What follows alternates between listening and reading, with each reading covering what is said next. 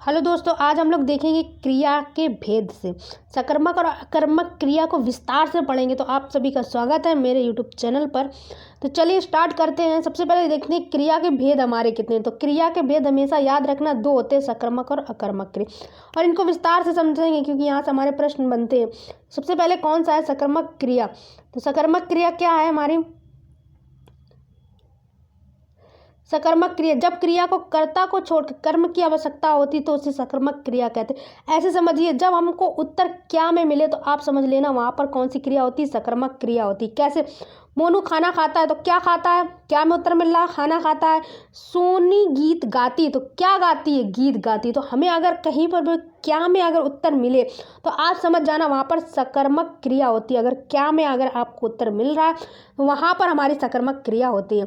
कैसे, देखिए यहाँ पे कुछ एग्जाम्पल और दिए हुए हैं। जैसे इन दोनों वाक्यों में क्रिया खाता है, ठीक है, गाती है, फल खाना तथा गीता पर पढ़ता, इसलिए यहाँ पर सकर्मक क्रिया कहलाती। कर्म के अनुसार आधार पर इनके दो भेद होते। कितने भेद होते, दो भेद होते। कैसे, एक कर्म और द्विकर्म। आपको कर्म से पता चल रहा होगा, एक कर्म का मतलब होता है एक कर्म यहाँ हो रहा होगा और द्विकर्म का मतलब यहाँ पर दो कर्म हो रहे हैं। तो देखिए भेद को समझ लेते हैं इनकी।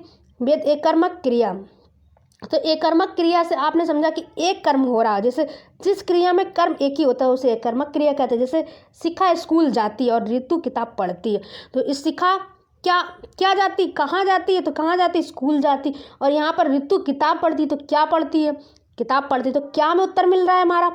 तो आप लोग समझ जाएंगे यहाँ पर कौन सी क्रिया है, सकर्मक क्रिया है।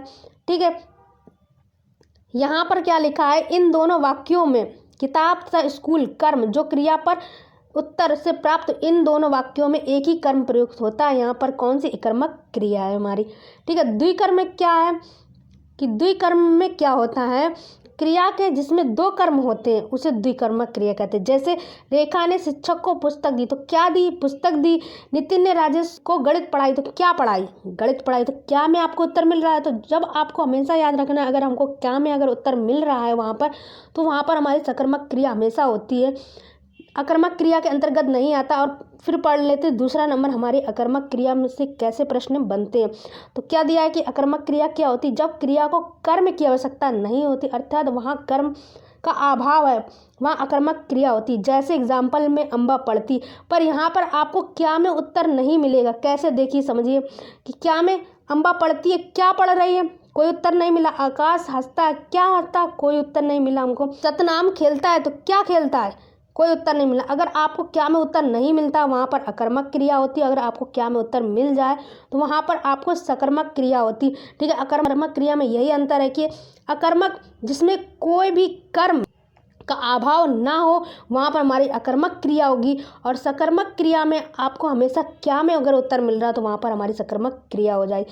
समझ लेते हैं अकर्मक और सकर्मक में कैसे परिवर्तन होता है। कैसे होता है, जैसे गिरना का हो गया गिराना, ठीक है, गिरना का हो गया गिराना, और मुड़ना का हो गया मोड़ना, छूटना का छोड़ना हो गया, लेटना का लेटना हो गया, जुड़ना का जोड़ना हो गया, उजड़ना का उजाड़ना हो गया, हंसना का हंसना। तो ये सब हमारा अकर्मक से सकर्मक में परिवर्तन हो रहे हैं हमारे। टूटना का तोड़ना हो गया, बढ़ना का बढ़त हो गया।